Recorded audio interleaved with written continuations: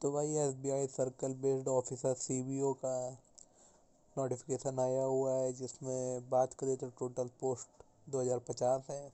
इसके apply date की बात करें तो 29 जनवरी 2026 से इसके अप्लाई डेट स्टार्ट हो गई है। लास्ट डेट की बात करें तो 18 फरवरी 2026 है। और एग्ज़ाम डेट की बात करें तो ये आपकी मार्च 2026 में इसका एग्ज़ाम हो जाएगा। बात करें फ़ीस की, तो अगर आप जनरल ओबीसी और ईडब्ल्यूएस से हैं तो आपकी फ़ीस 750 है, और अगर आप SC/ST से हैं तो आपकी कोई फ़ीस नहीं, 0 फीस लगेगी।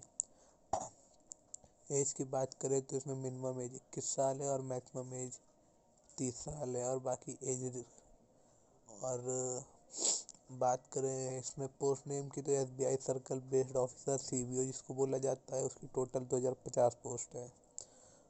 बात करें क्वालिफिकेशन की, तो अगर आपके पास इसमें बैचलर डिग्री है, वो चाहे किसी भी स्ट्रीम की हो, और अगर आप जिस भी स्टेट में अप्लाई कर रहे हैं वहाँ की आपको लोकल लैंग्वेज आनी चाहिए। अगर आप ग्रेजुएट हैं तो आप ये वैकेंसी के लिए अप्लाई कर सकते हैं। तो बात करें यूपी की, तो वहाँ पे अगर आपको हिंदी या उर्दू आती है तो आप यहाँ पे अप्लाई कर सकते हैं। इसमें टोटल पोस्ट 200 हैं। बात करें दिल्ली, उत्तराखंड, हरियाणा, यूपी में, तो इसकी लोकल लैंग्वेज यूपी है, तो इसकी लोकल लैंग्वेज हिंदी है। तो इसमें टोटल 76 पोस्ट हैं, तो आप चाहे तो आप इसमें अप्लाई कर सकते हैं। मतलब आप जहाँ भी अप्लाई करते हैं वहाँ की आपको लोकल लैंग्वेज आनी चाहिए। तो एमपी छत्तीसगढ़ में लैंग्वेज की बात करें तो हिंदी, जिसमें टोटल पोस्ट 97 है। बात करें राजस्थान की, तो वहाँ की लोकल लैंग्वेज भी हिंदी है और वहाँ पे टोटल पोस्ट 103 है।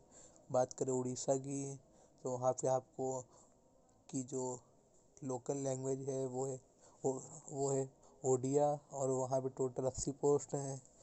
और तेलंगाना में 80 पोस्ट हैं, जहाँ की लोकल लैंग्वेज तेलुगु है। अगर आप वेस्ट बंगाल, सिक्किम या फिर आइसलैंड में अगर आप अप्लाई करते हैं तो आपको बंगाली या फिर नेपाली आनी चाहिए, जहाँ पे टोटल पोस्ट 200 हैं। महाराष्ट्र और गोवा की बात करें तो यहाँ आपको मराठी और आपको कोंकणी आनी चाहिए। यहाँ पे टोटल पोस्ट 337 हैं। बात करें आसाम, अरुणाचल प्रदेश, मणिपुर, मेघालय, मिजोरम, नागालैंड, त्रिपुरा, तो यहाँ पे आपके लिए लैंग्वेज दी गई है आसामीज़, अगर आप आसाम में करते हैं।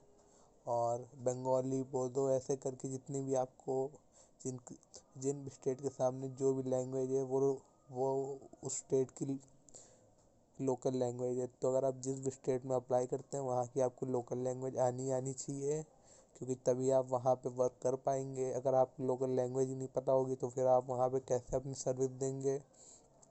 तो इसलिए इस बात का ज़रूर ध्यान रखें कि आप जिस भी स्टेट में अप्लाई करते हैं वहाँ की आपको लोकल लैंग्वेज आनी चाहिए।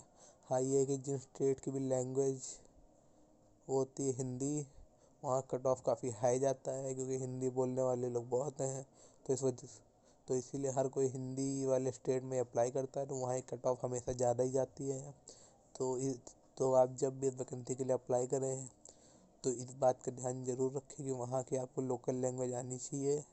और बाकी किस स्टेट में कितनी पोस्ट है तो मैंने आपको बता ही दिया है।